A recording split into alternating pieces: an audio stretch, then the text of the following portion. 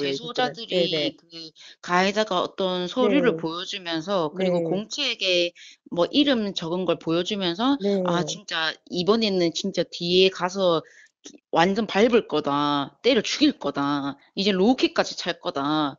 막 이런 이야기를 하고 다녔다고 해요. 근데 사실 어떤 뭐 응급실에 뭐 "오토바이를 좀 갖다 놔라. 거기에 돈이랑 옷 좀 갖다 놔라. 네. 뭐 그래서 내가 이렇게 도주를 하겠다." 막 이런 얘기까지 하는 사람을, 분명히 보복하겠다는 사람을 도대체 풀어 주겠다는 이 사법부가 이해가 되질 않는 게 사실 피해자의 답답한 마음인 거죠.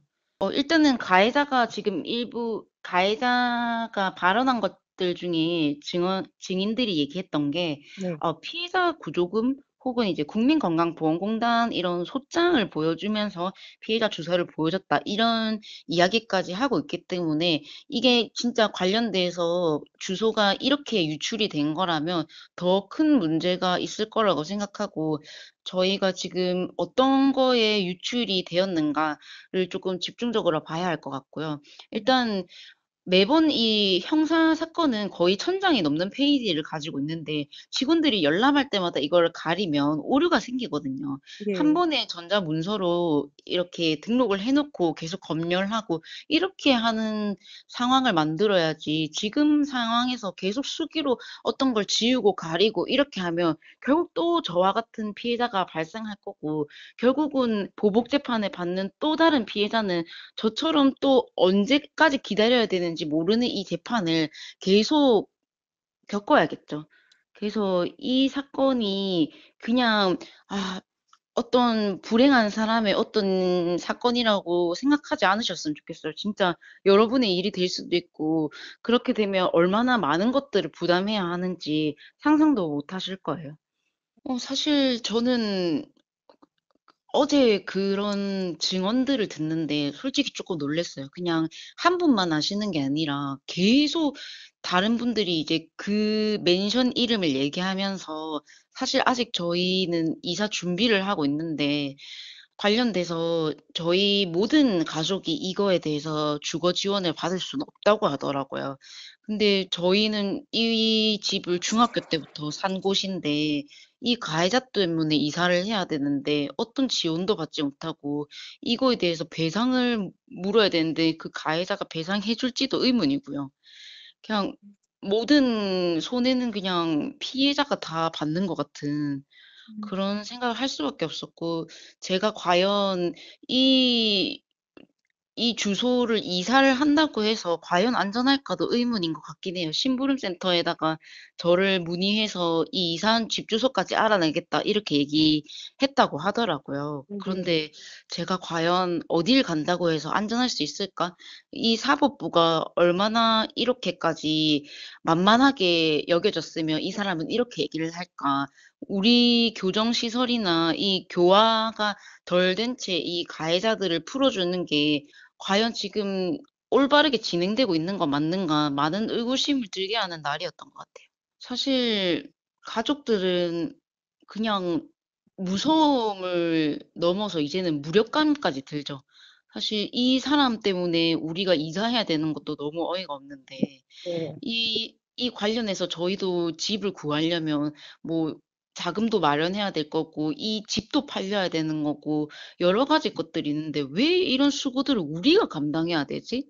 음. 이제는 무력감이 오는 거죠. 이제 무서움도 무서움이지만. 네. 그래서 여러모로 이 한 가해자 때문에 몇 명의 사람이 피해를 봐야 하는지 저는 이제 조금 화가 나죠.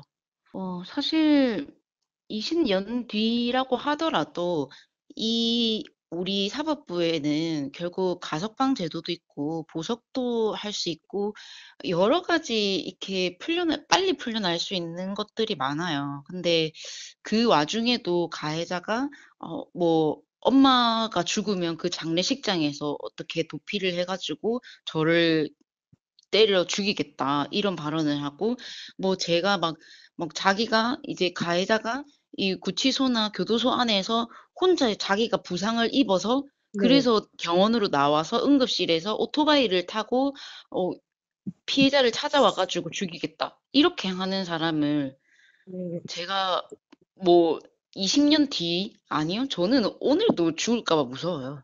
네, 사실 저는 이 재판을 제기한 사람도 아닐 뿐더러 이 관련 발언 중에서 가해자가 여기 막 내가 죽이고 싶은 사람이 있는데 도주를 도와줬던 전 여친을 일단 1순위로 죽이고 그다음에 피해자를 죽이고 그다음에 뭐 검사랑 판사 이름까지 적어놨대요. 그러니까 저도 이 공론화를 결심한 것 자체가 제 사람들을 지키기 위해서였는데 네. 다들 뭔가 저를 제 안위를 위해서 이런 일을 했다라고 생각을 하시는데 음. 이제는 진짜 정당하게 그냥 어 국민의 의무를 다한 사람들까지 지금 피해를 보고 있는데 판사도 검사도 이 어느 누구도 지금 '안전한 나라가 아니다.'라는 걸 생각해 주셨으면 좋겠고 저는 이제 판사님들한테 구걸하지 않으려고요. 이 재판으로 이 형량으로 결국 '판사님들의 목숨이 정해지는 거다.'라고 생각을 하시고 쪼끔 판결을 내려 주셨으면 좋겠고 물론 잘 양형을 참고하시는 분들도 있겠지만 터무니없는 양형 기준으로 해서 피해자들에게 가해를 입히는 건 판사님들이거든요. 이상한 양형 기준으로 피해자들에게 2차 가해하는 가해자가 되지 마시길 바랍니다. 저는 이 소송 자체를 제가 제기한 게 아니고 이게 자체적으로 조사가 돼서 재판까지 온 거기 때문에 도대체 '피해자는 언제 회복하라는 건가.' 이 사법부에 너무 많은 네. 좀 사법부에 너무 많은 의구심이 들어요. 이 피해자들은 저는 사실 이 보복 재판 자체가 결국은 제 목숨과 관련된 부분이기 때문에 네. 참석을 안 할 수가 없는데 네.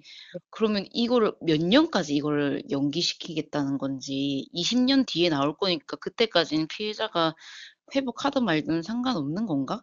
그냥 오만 가지 생각이 다 들더라고요, 복잡하게. 일단 재판 자체가 가해자가 모든 취지에서 뭐 편지와 같이 증거가 있는 부분은 이제 부인하지 않지만 모든 뭐 재소자들이 증언했던 부분에 대해서 다 부인을 하고 뭐 예. "증인을 15명 부르겠다." 이렇게 하는데 사실 증인당 거의 1 시간이 걸리니까 예. 그게 뭐 수치로만 따졌을 때는 1 년은커녕 뭐 몇 년 뒤에 끝날지 이게 불구속 재판이기 때문에 네. 언제 끝날지 보장이 없다는 게 저로서는 정말 답답하고 제가 뭐 모든 사건이 끝났다고 생각했는데 또다시 이 법원에 온다는 것 자체가 되게 무력감이 많이 들고 그냥 '아 네. 평생 나는 법원에 묶여 살아야 되는구나.'라는 생각을 했습니다.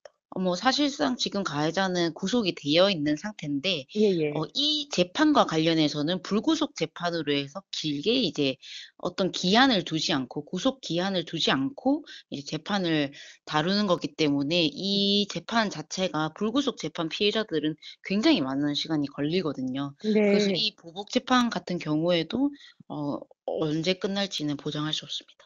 네. 그럼